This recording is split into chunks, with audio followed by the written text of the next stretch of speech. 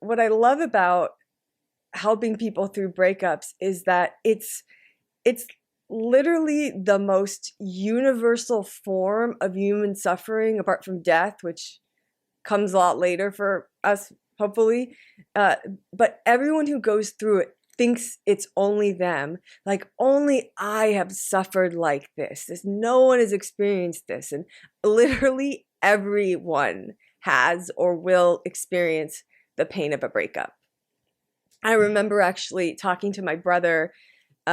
He was like 24, and this some girl he was into had broken up with him, and he was just devastated. And he was saying all the same things, like, I'm just, I think I'm too old. Like, I'll be alone forever. I don't think anyone's gonna ever want to be with me. And I'm like, Zach, you're 24. Oh my God. It seems ridiculous now, but I don't care if you're 24. I don't care if you're 54. I don't care if you're 74. It's not true in any of those cases. You won't be alone forever. Whatever stories you're telling yourself now are not based on fact. They're based on your emotion.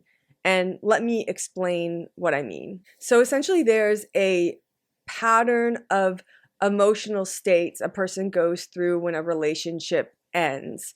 And the problem is not the emotions. That's normal. I don't recommend suppressing them, but it's that each emotion will tell you a different story. And we often get lost down the rabbit hole of we need to believe the story.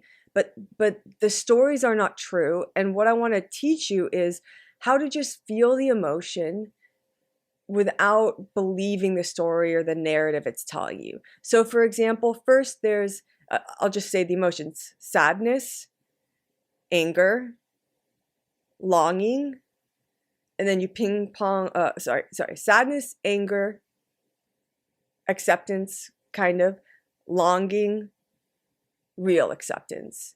And you're going to ping pong through the first four, and then eventually you're going to get to acceptance. So it's like sadness, anger, back to sadness, back to partial kind of acceptance, then longing, and etc.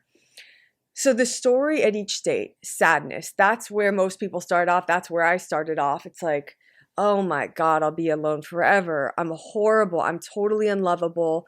No one will ever love me again. There's something fundamentally wrong with me. I'm horrible. It's all my fault. Next, what happens is when you start to feel a little bit better, you go into anger, and that's telling its own story. Anger to me feels a little bit better than sadness, but it's also a difficult emotion. That story is, oh my God, it's all his or her fault. They're horrible. They did all these things wrong, and it's how could he or she be so terrible, and it's all their fault. And then you stay in anger for a while, maybe you go back to sadness, but then you'll have a moment, like a little breakthrough, where you actually feel like a hint of acceptance. Like, you know what, actually, I think I'm going to be okay. I think I'm going to make it through this. I feel hopeful for the future. But usually the first time you get there, you're there for like a very brief period of time.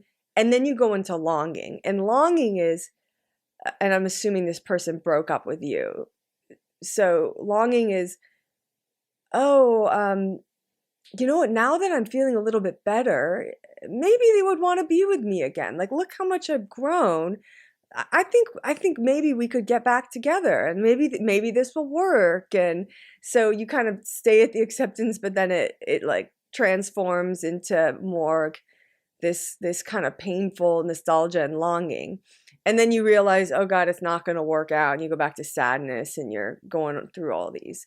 So at each point, you're getting told a different story, right? You're telling yourself a different story. And these stories are obviously not all true. The truth is, what you feel when you get to the final acceptance is, you know what? That sucked. It was painful. I'm sad. I'm angry. But it's okay. It wasn't the right relationship. I can move on. I'm going to meet someone else.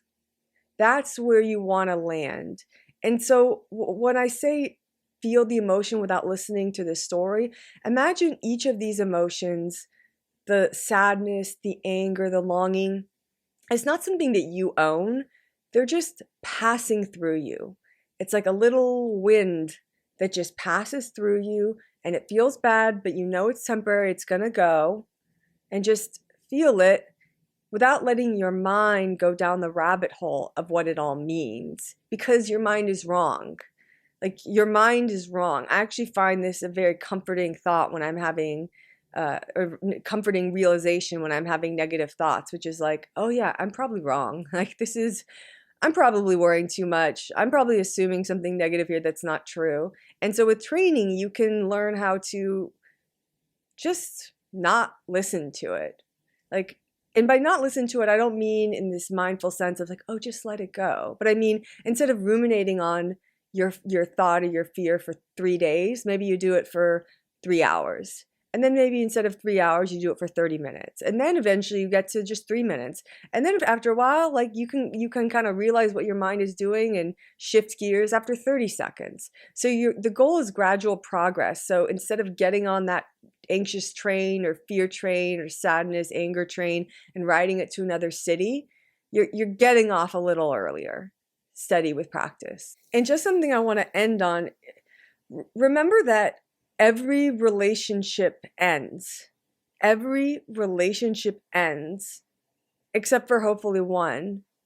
And even that one's going to end, either with divorce or with death. Even in the best case scenario with a loving partner and you have a great life together, that ends, okay? So just because a relationship ends, even if it's a breakup, doesn't mean that relationship was a failure. Each one of my breakups taught me more about what I wanted in a relationship, what I should be looking for, and what I should be valuing.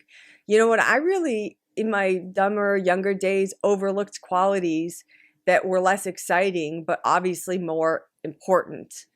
You know, like character, like stability, reliability, trustworthiness.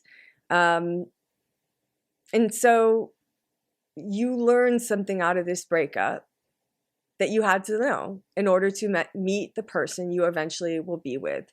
So there's no failures. A breakup is not a failure.